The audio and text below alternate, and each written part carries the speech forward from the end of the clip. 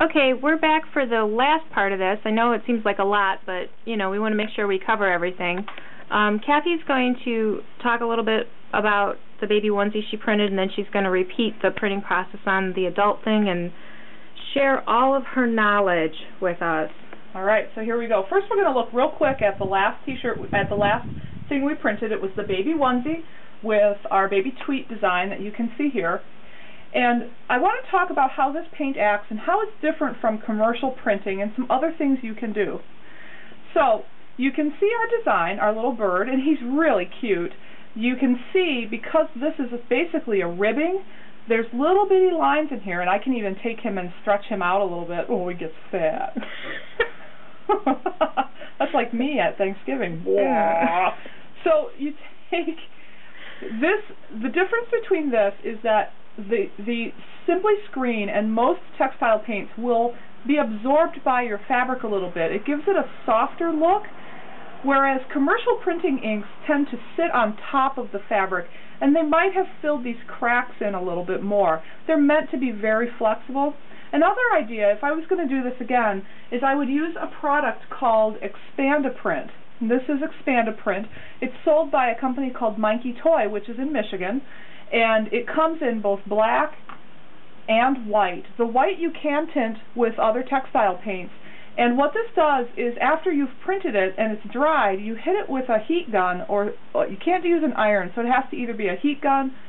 Hair dryers aren't hot enough no, either. Actually with the Expand-A-Print, you need to do it while it's wet, which really? is one reason I like it, because you don't have to worry about curing time. Okay.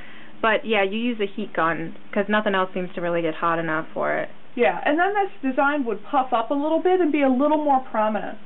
So it's still adorable, and I think any baby would be happy to wear that. I personally would if I was a baby. Now we're going to go on to our adult shirt.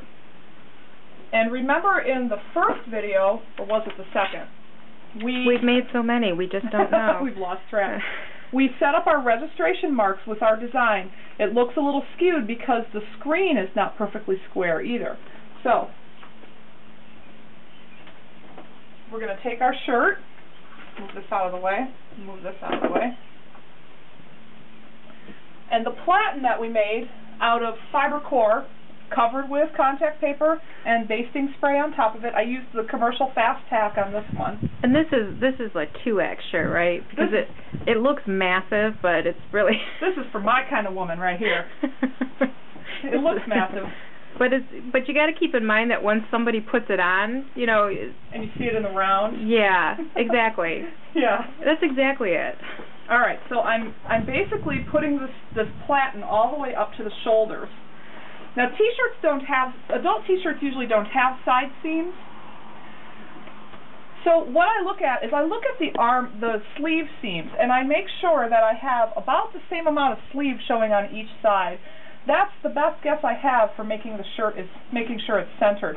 Also, the shoulder is going to the shoulder's cut at an angle, so it's really going to be up a little bit from the platen. Once I get that where I want it, I smooth it out. The platen, once again, is about 1 inch bigger than the shirt, so it's got just a little bit of stretch to it.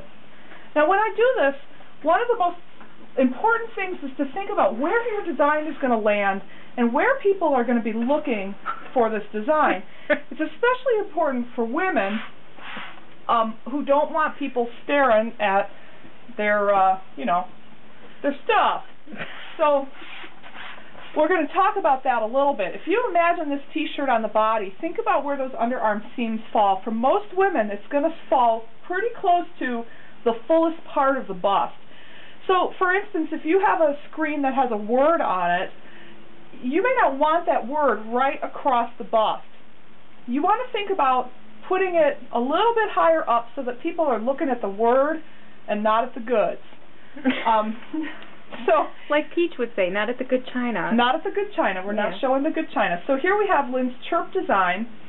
I'm going to, and you can even take this into a mirror and hold it on your chest and see about where you would like it. It's hard to think about where this is centered. You can actually sometimes press a very light crease down the center of the shirt too. Also, once it's on the body, it doesn't make that big of a difference. So there, I've got it well above, it's just above the armpit, Sometimes I'll put the design even a little bit lower so it's not too close to the chin. That's looking pretty good right there. So I'm going to take my painter's tape. This is really important for what we call poor dot placement. For instance, if you had a bullseye pattern, which I think Lynn does have a couple. I don't know if they're in the, are they in the store? I don't know. They might be. If they're not, they will be soon. You don't want to put a layer of 3 spirals, you know, right across the chest and have 2 of them, you know, mark the spot. That's not good. Ill-placed design. Poor dot placement. Yes. Okay, this is going to be excellent dot placement. I've got our screen taped down. The shirt's all nice and firm. I'm going to grab my spatula. This time I'm using the bigger spatula because it's covering more design and it'll be a little easier. Wrong paint. Can I ask you a question while you're printing? It seems like the design's kind of small and the t-shirt's really big. It's just a matter of preference to how big you want? It's a matter of preference. Remember that part of this shirt, you know, when you get close to the shoulder seams, you're going to have a lot of this. You know, shirts this size, for me, the shoulders, my shoulders actually end about here. So that means that this is the amount of space I have to fill up. Okay. So printing past that will not most clearly show your design. Also, printing under the bust line for a woman, there's a curve that happens there, and you don't really want any lettering in there because you'll never see it. Right. So up on the chest where you've got, you know, a nice display area, like where you'd wear a necklace, is usually the best. There's a lot of modern t-shirts out there now where the screen printed designs go across the whole t-shirt, you know, that shops are doing. But this is a little different. So my paint's on there. I'm going to take my spatula and I'm going to flood the screen. And that's going to start out the process. I scooped up the excess paint and tapped it back at the top of the screen, and now I'm going to pull it again. And I'm going to pull it about 3 times. My spatula is wider than my design, so I won't have to go back over. See, I've got all my excess paint back at the top, and I'm going to pull it 1 more time just to make me happy. You can also pull it the other direction. So you'll see I'm tapping my paint over here, and I'm going to pull it this way too. I really want to make sure that I get everything filled up. Now, in the professional screen printing world, it's best to do as much as you can with 1 pass or maybe 2 passes, 2 usually. But at home it's a little different, and these products are different than what professional screen printers use. So there my design is pulled. I'm going to set this over here. I'm going to very carefully peel this up. Oh, that's cute. And there's our design on our t-shirt. And I think one of us is gonna model this so you can see what that looks like on the body. That'll be Cathy. That'll be me.